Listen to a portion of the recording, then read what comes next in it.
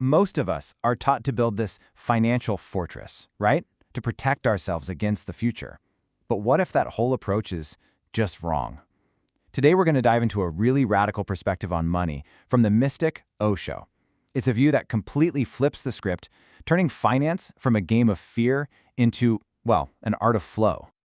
Okay, so when you picture a spiritual master, what comes to mind? Probably someone who's given up all their worldly stuff, right? Someone who talks all about simplicity and being detached from the material world. And then you have Osho, the guy who was famously associated with a fleet of, get this, 93 Rolls-Royces. Yeah, 93. That number, just on its own, is a huge paradox. I mean, how on earth could a spiritual guide be surrounded by that much luxury? But here's where it gets really interesting. Osho actually used all that public outrage as a teaching tool. He knew that the world's obsession with his cars, instead of his actual message, wasn't really about him at all. He saw it as a mirror, a reflection of society's own deep, painful, and kind of messed up relationship with money and jealousy. So, this big contradiction, let's call it the Rolls-Royce paradox. And if you really want to understand Osho's philosophy of money, you absolutely have to start right here. Because for him, those cars weren't just cars. No way. They were a living, breathing lesson.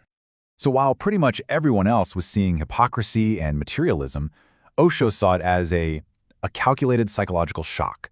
I mean, by embracing the ultimate symbol of capitalism, he was basically forcing people to look in the mirror and confront their own feelings about wealth, about desire, and especially about envy. And this really gets to the core of what he believed. See, Osho wasn't against wealth. Not at all. In fact, he called poverty a curse. He'd argued that a hungry person can't really appreciate art or music. His whole point was to enjoy the material world, but without being a slave to it. And those cars, they actually belonged to the commune. He was just the custodian, showing everyone that, yeah, you can live in abundance without being completely owned by your stuff. Okay, so this whole idea of not being enslaved by your possessions, this leads us right into the central metaphor for his entire philosophy. It's all about shifting your financial mindset from thinking of it like a fortress to thinking of it like a river. Think about it. Traditional finance. It tells us to hoard money, right? To build this stagnant pond, all based on fear.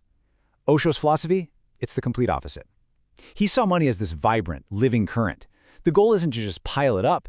It's to create a perpetual flow, to use money as a tool for living, for creating, and for giving. So, let's be clear. Osho wasn't against money itself.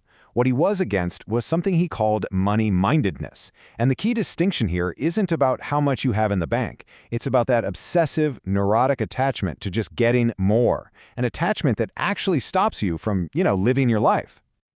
He even pointed out the simple wisdom that's hidden in the word itself, currency. It's supposed to be a current. It's meant to move. When we hoard it, we're basically creating this psychological dam. We stop the very energy that money is designed to have, and we just get weighed down by the constant fear of losing it. So, how does this actually apply to us in our lives? Well, it's a fundamental shift in the questions we ask ourselves. Instead of constantly asking, how much can I save? We should be asking, how can I create more flow? The focus shifts away from clinging and toward creating value in the world. And when you do that, money just becomes a natural byproduct. It's not something you have to desperately defend anymore. All right. But even if we get this whole flow thing down, there's another huge hurdle we've got to deal with, and that is the trap of comparison. This, right here, is what drives so much of our financial anxiety.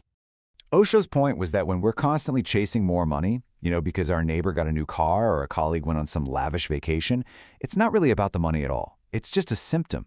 We're desperately trying to fill an empty space inside us with external stuff. And let's be honest, that is a game you can never, ever win. He drew this really powerful line between being rich and being wealthy, and they are not the same thing. Being rich, that's just having money. It's an external number in a bank account. But being wealthy, that's an internal state. It's a richness of being, a sense of fulfillment, that has absolutely nothing to do with what you own. And this points to a pretty simple truth, doesn't it? The most valuable experiences in life, love, joy, a deep connection with nature, you can't buy those. These are the markers of a truly wealthy life. And when you start to cultivate that inner richness, that frantic, ego-driven chase for more money, it just starts to dissolve. Okay, so the big question is, how do we actually cultivate this inner richness? Well, that is the art of true wealth. It's all about integrating these ideas to create a totally new internal state, a brand new way of relating to money. So many spiritual traditions have taught us to feel guilty about money, to see it as the root of all evil. Osho, he completely rejected that. He saw money as a neutral force.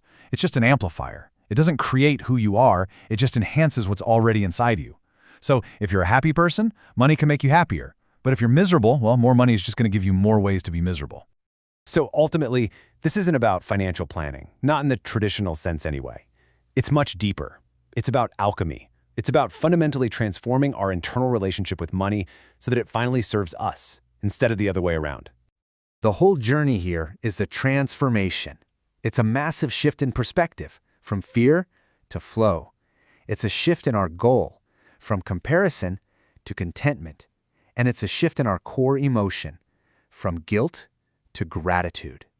It really is all about changing your inner landscape first. And so, this all leaves us with one final question. It's a question that gets right to the very heart of Osho's entire teaching on this subject. It's not about how much you have. It's about the nature of your relationship with what you have. So, ask yourself, are you the master of your money? Or have you, maybe without even realizing it, become its slave?